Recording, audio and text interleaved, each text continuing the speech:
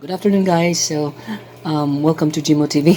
Today, I'm going to make a video aning item na napalit na ko sa Shopee. Kaka-receive lang na ako an hour ago, and the purpose nga nang palit na ko ng product is para sa pantapak sa mga liki-liki, and I'll show you later kung asa dapat na ko siya gamiton. But for now, we will do the unwrapping of this item na napalit na ko kay wa pa na ko siya na abrihan.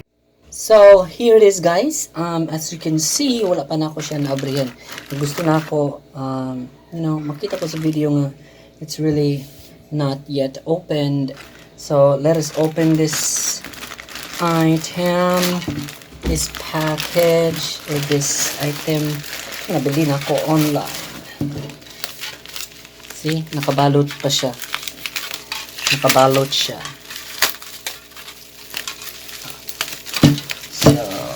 Here it is. Nara siya,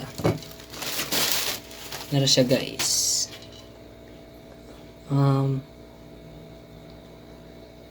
It's transparent color. Kaya naman siya, na siya gray, na siya black, or brown, I guess.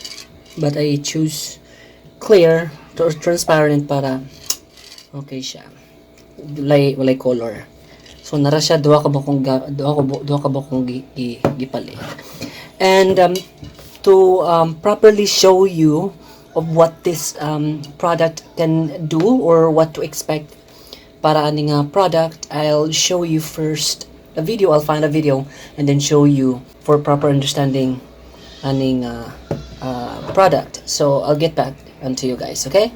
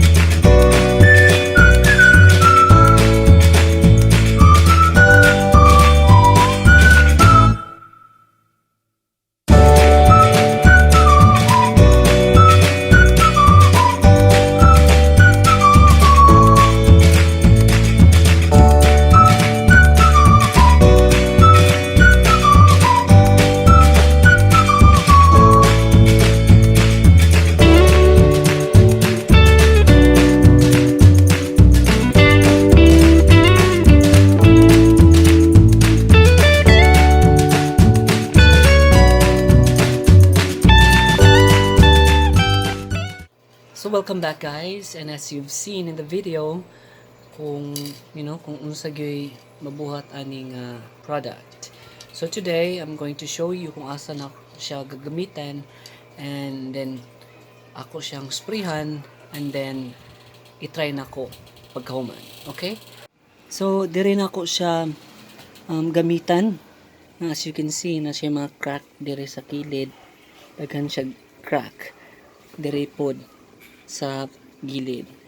Okay, so ako ni siyang gitrayan og kanang butang tubig kay plano na ko butang na siya og kanang fish, goldfish. I-transfer na ko yung mga goldfish dire, and then itry na ko siya fill og water. Unfortunately, nag-ano siya, nag-leak. So plano ta na ako siya ipausab og pausab na ko siya ba, kaso lang it takes time manggod.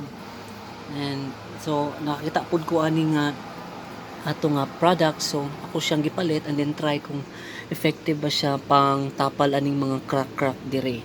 So I will try it later, guys, and then show you ako siyang butangan og tubig if effective ba siya, kung di na ba siya mag-leak ang water. So yeah, guys, I'll get back to you, okay? Hello, guys, welcome back. Today is another day. Yesterday, after na ko siya mabutangan atong spray, supposedly ako siyang itry, but unfortunately, paggabi na, and then dili kay klarong suga sa gawas, so I've decided na karon na lang adlaw. So nabutangan na nako siya, and I'm ready to give you guys my my thoughts regarding aning product, if it's effective or if it's really worth buying.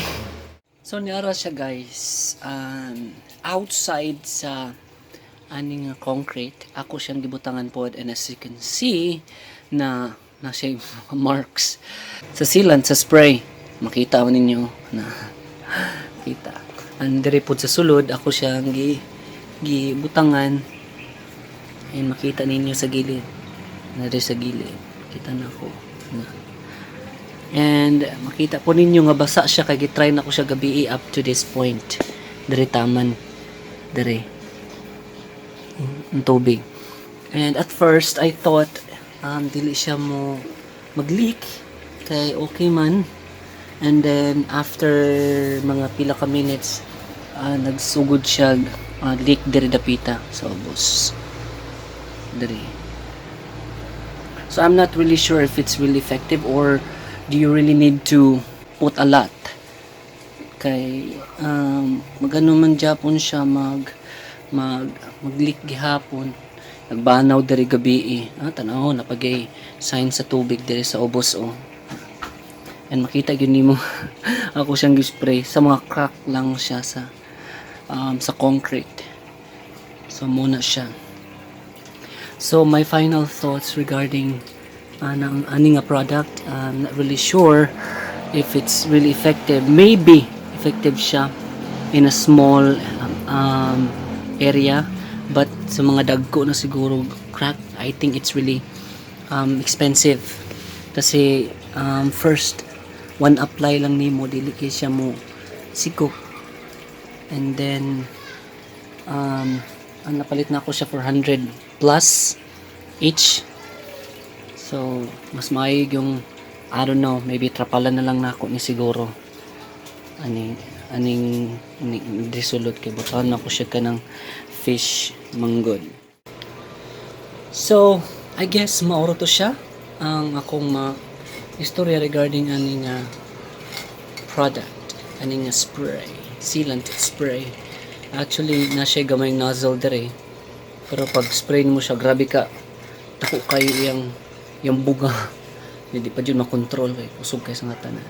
But overall I think maging effective lang ni siya if lang gamay lang nga crack, and feeling na ko kay kalas kay siya if gamiton nimo kay di siya madala og isa lang ka apply. Actually 3 times na ako siya Actually 3 times na ako siya 3 times na ako siya gi-apply, but dilapos gihapon siya. So I don't know, maybe trapalan na lang na ako nang siguro kapila na ako nag-try og sila na diba. So moro to guys ang akong review aning product. If you have any question, just comment down below and I'll be willing to answer your question if you have. So thank you guys for watching. May you all have a wonderful day. Peace out.